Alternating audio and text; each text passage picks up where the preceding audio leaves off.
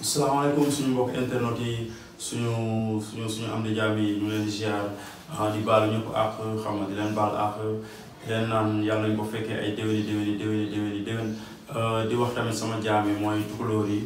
ak sama jaam yi pël yi bon benn lañ ma ne leen bu yeboo ngeen moytu ginaar bi cof leen parce que tamit ginaar day cofe parce que yéen da ngeen foog ne xar chaque tabaski nag xar mbëkk leen mais chaque korité tamit ginaar cof leen bu yeboo nag bii nii ngeen moytu ok tey dañu ñëw def benn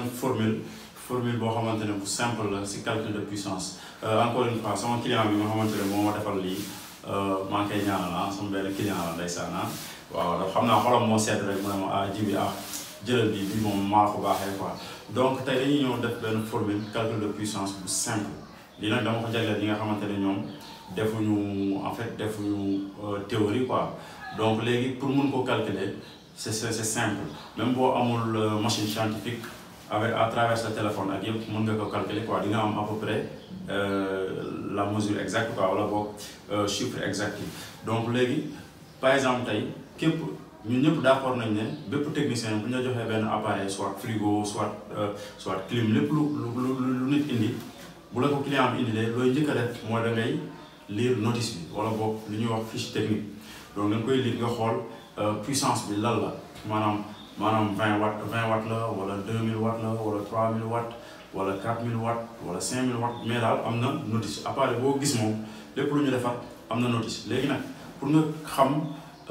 ban modulaire nga koy protéger ban calibre modulaire ce disjoncteur modulaire nga koy protéger da ngay xool comme ni ma damay répéter rek mooy da ngay xool puissance bi donc léegi puissance bi en watts la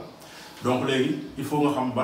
ban modulaire nga koy protéger pour intensité bi parce que appareil boo gis dafay am intensité maanaam tey intensité bi muy xëcc donc léegi tey par exemple ma defal leen formule boo xamante ne dafa simple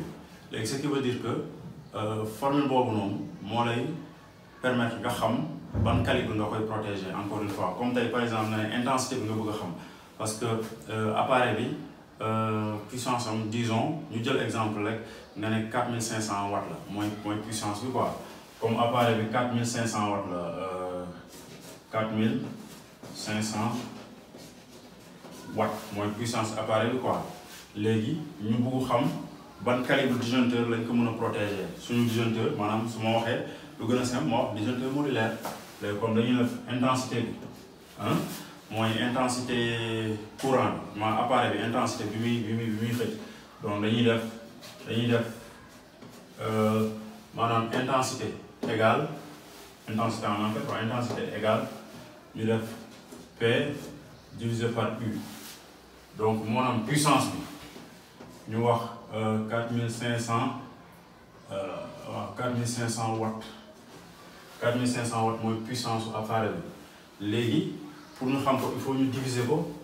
ak 230 volts ça dépend 220 volts mais bon 230 volts moo nominal quoi puissance lii 4500 watts yi mooy puissance nominale maanaam puissance nominale bu appareil léegi dañ koy diviser ak 230 volts donc pour nga xam ban modulaire ban disjoncteur modulaire ngay protéger sa kii bi sa appareil bi maanaam soit yaa xam chauffe-eau la wala yaa xam lu mu doon léegi da ngay jël puissance boobu watt bi nga diviser ko par 230 volts après da lay jox par exemple da lay jox disons 19 la lay jox bon résultat bi 19 la ce qui veut dire que kon pour nga protéger sa appareil bi 4500 watts yi il faut nga utiliser modulaire bu 20 ampères wala bu la neexee 25 ampères parce que 19 intensité 19 ampères donc intensité 19 la donc mënoo ko utiliser rarement ngay gis disjoncteur bu 19 donc tu es obligé nga utiliser ko ak lii ok jaa ngeen jëf